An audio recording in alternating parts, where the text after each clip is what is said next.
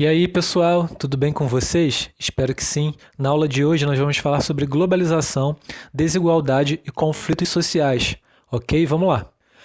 Nós sabemos já o que é globalização, né? Nada mais é do que um dos processos do aprofundamento da integração econômica, social, cultural, política e ambiental, dando origem ao fenômeno de formação de uma aldeia global, né? Diferentemente da mundialização, a globalização é um termo mais recente e que envolve, sobretudo, aspectos políticos e sociais, ok? Então, tá aí pra gente o que na verdade é globalização. Essa é a real definição. O conceito de globalização indica o processo relativamente recente da internacionalização das relações econômicas capitalistas e está baseado nas novas tecnologias de transporte e telecomunicações e na ampliação da capacidade produtiva, ok? Na tela nós temos as principais características do modelo econômico da globalização, ok? Economia dominada pelo sistema financeiro e pelo investimento em escala global, processos de produção flexíveis, né, como o próprio toyotismo é um grande exemplo disso, né, que vai trabalhar com just in time, ou seja, a produção devido à demanda. Conforme a demanda aumenta, mais se produz. Conforme a demanda diminui, menos se produz. Isso são processos de produção flexíveis, né, como o próprio toyotismo. Revolução nas tecnologias de informação e comunicação e a doutrina neoliberal. E as principais ideias sobre a globalização, né? É o mundo, multinacionais, sociedade no mundo, meios de comunicação, internacionalização das marcas, proximidade cultural entre as populações, intercâmbio em vários aspectos, a expansão dos mercados, desigualdades e conflitos sociais, beleza? Na tela agora, pessoal, nós encontramos as desigualdades provocadas pela globalização. Nós sabemos que a globalização, né, o processo de globalização, ele tem vantagens e desvantagens, né? A gente já assistiu isso em outras aulas. Tem uma aula aqui no canal falando somente sobre isso, né, sobre desigualdades dentro da globalização, né, com as suas vantagens e desvantagens. Mas na tela a gente está falando agora sobre um processo ruim, né, como na própria fotografia mostra para nós, né, um grande exemplo de como a humanidade, de certa forma, é injusta, né? A economia, ela funciona muitas das vezes para uma pequena parcela da população, né, onde essa pequena parcela é extremamente rica financeiramente, mas enquanto uma grande parte, né, de todas as pessoas do mundo vão sofrer, né, com essa desigualdade econômica que existe, né, no mundo todo, mas principalmente afeta países da África subsaariana. Como a gente observa aí na informação, cerca de 1,5 bilhão de pessoas, ou seja, um quarto de toda a população mundial, vivem na pobreza absoluta, ou seja, com rendimento inferior a US$ 1 por dia e outros 2 bilhões vivem apenas com o dobro desse rendimento. Né? Então a gente observa e comprova o quanto muitas pessoas no mundo sofrem com o básico, com falta de alimentos, água, né, e atenção. Como a gente observa ali na foto, uma criança sendo uma dessas vítimas desse processo desigual, né, que a gente observa acontecendo no mundo e, por muitas das vezes, provocada pela globalização. Okay? Na tela, pessoal, a gente retoma, né, esse assunto sobre desigualdade, né, social, econômica. A gente vai falar sobre a concentração da riqueza.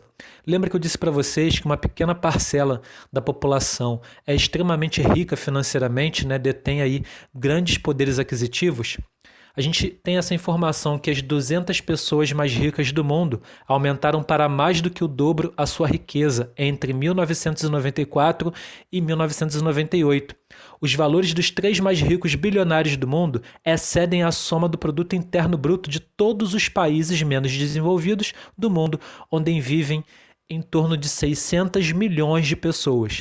Né? Mais uma prova, uma comprovação para nós de que realmente essa desigualdade assola todo o planeta Terra, ok?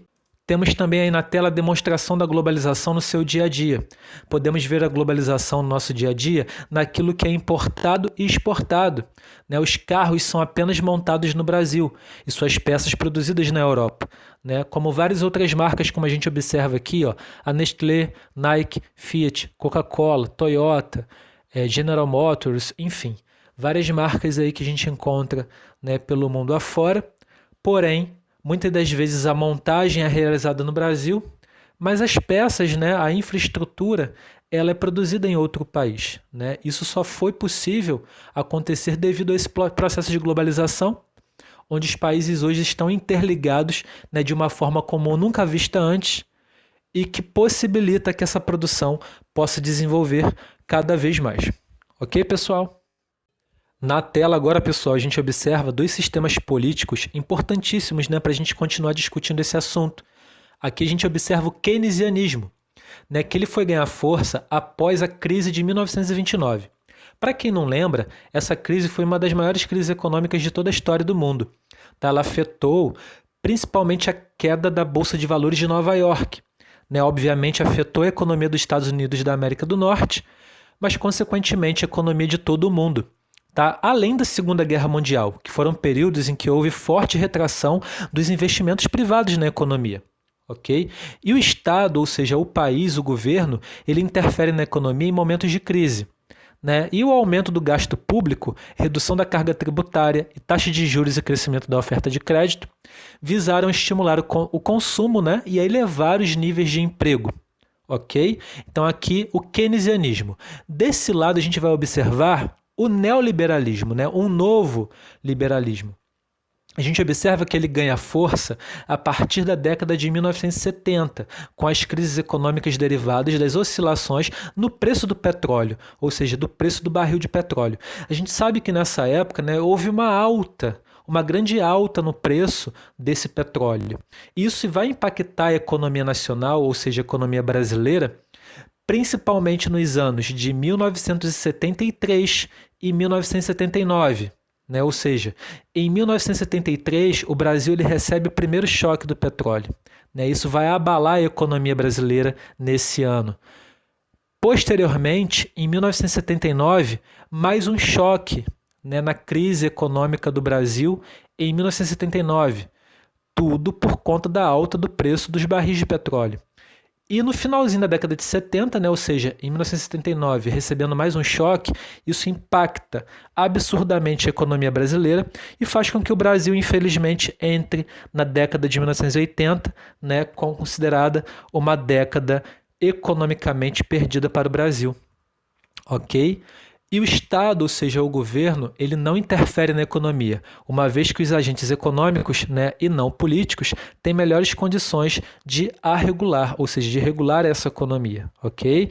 E para fechar, a contenção do gasto público, visando equilibrar as contas públicas, né, devido a todo esse momento econômico pelo qual vem passando. Né? A gente então tem aí keynesianismo e o neoliberalismo prosseguindo. Aqui nessa tela a gente vai ter os 17 Objetivos de Desenvolvimento Sustentável da Agenda de 2030, ou seja, eles precisam ser consolidados até 2030 para que esses objetivos possam, né, ser efetivados. Ou seja, empoderar e promover a inclusão social, econômica e política de todos, independentemente de idade, gênero, deficiência, raça, etnia, origem, religião, condição econômica ou outros, adotar políticas de proteção social. Beleza? Mais um aqui, ó. Garantir a igualdade de oportunidades e reduzir as desigualdades de resultados, inclusive por meio de eliminação de leis, políticas e práticas discriminatórias e da promoção de legislação, políticas e ações adequadas a esse respeito. Ok? E mais um objetivo aqui. Melhorar a regulamentação e o monitoramento dos mercados e instituições financeiras globais e fortalecer a implementação de tais regulamentações. Ok? Então são objetivos que precisam ser efetivados e consolidados até o ano de 2030. Essa é a agenda de 2030, ok?